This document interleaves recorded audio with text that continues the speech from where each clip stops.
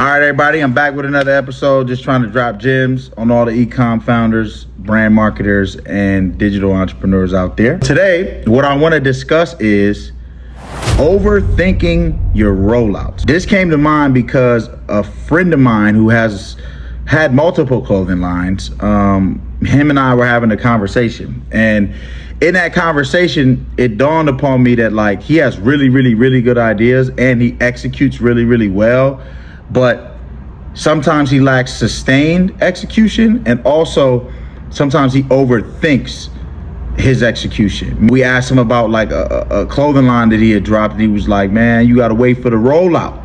You gotta wait for the way I'm about to drop it. I'm about to do this and this and this. And you know, I just told him in all honesty, like, bro, like for real, like with my experience working with hundreds of brands and also building my own 7-figure brand, like nobody cares about your rollout. Like, I don't care if you're selling t-shirts, hats, mugs, socks. If you are a relatively unknown brand, if you are not Nike, if you are not Skims, if you are not, you know, Adidas, like Apple, like if you're one of those, yes, people care about the rollout, and really only marketers care about the rollout or the campaign. What people, the consumer, the person you want money from, they care about your product. The only way you're going to scale your business is with a good product.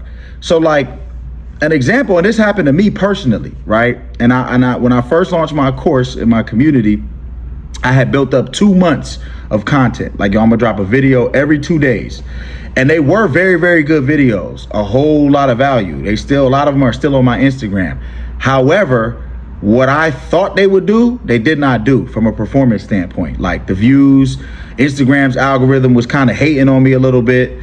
And I'm like, damn, I put in all this work. Like I spent weeks filming this shit and editing this shit. Like, and I know that what I'm talking about is good because the people that see it, they like it. However, my algorithm was not hitting for that. I was not already established as a marketing coach or an entrepreneurship coach, and my audience on Instagram wasn't there for that. It was my friends, my family, people that know me, my personal network. So it didn't really match up with the algorithm, even though I knew that the content was valuable and that the educational information in the content was very good and very quality, and the quality of the videos was good and the edits were good and all of that.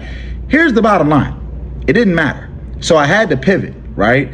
The point is, I had to pivot to something that was better, a better fit with the algorithm.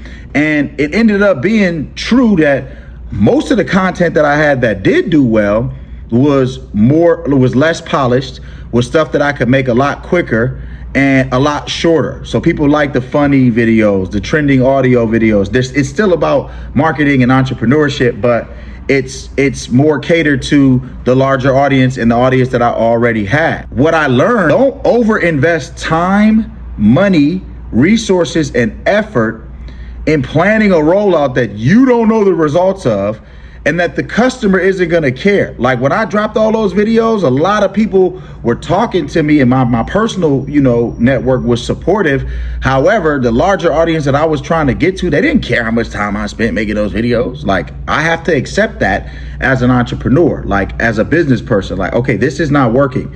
But because I put so much time and effort, I'm like, nah, fuck that. This is gonna work, and I'm gonna do this for 60 days. And I did because I already had the content, but I knew 30 days in, like, damn, this ain't really hitting like that. I didn't necessarily need to have 60 days of content or 25. I think I had 30 reels done. What I should have done was have about 10 to 15 reels or content pieces that were in different themes or content buckets or ideas, and then released all of them over time, and then saw what works and then double down on what works and stop doing what doesn't work, right? So a lot of times as marketers, as founders, as entrepreneurs, we tend to have this whole vision in our head about how it's gonna go. I'm gonna drop this, I'm gonna partner with this person, and then I'm gonna do this. The truth is, a lot of times, especially for y'all that are just starting, you don't know what's gonna happen, okay?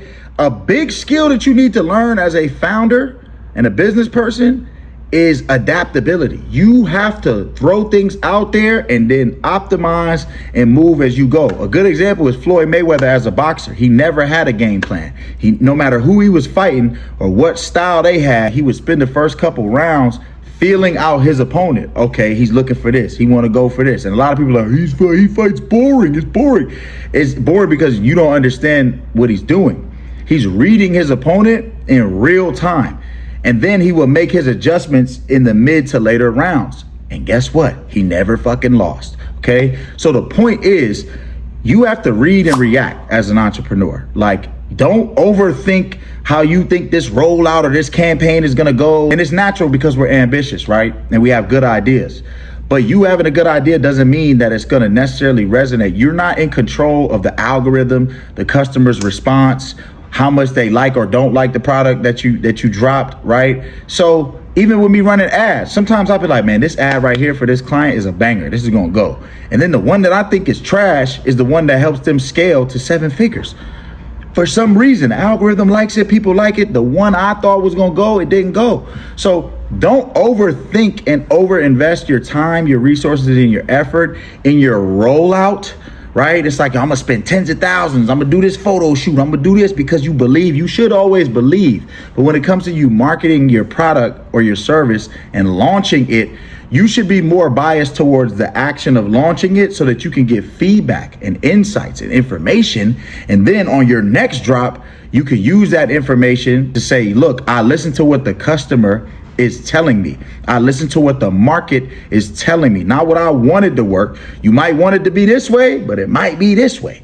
So you're better off positioning yourself to release whatever it is you're going to release. Don't sit up there and sit on this product for 6-8 months because you're trying to get the perfect rollout. You're not making enough money to do that, and nobody cares. Drop your shit, okay? Release your thing, whatever it is. Get responses and feedback from customers and from people around you, and then continue to work on it as you go and as you build, because you could spend years building something that don't hit. You could spend years in the studio making an album that don't hit, and then you're gonna be that much more upset when you gotta go back to the studio. So drop the thing, whatever it is. Do not spend too much time trying to plan a rollout or a campaign or a drop and spend too much money trying to plan it. It's not worth it, okay? I'm telling you from experience. You can listen, you can not. But anyway, I hope this video was valuable. Y'all make sure you like, share, subscribe, tap in. I will be here every week. Peace.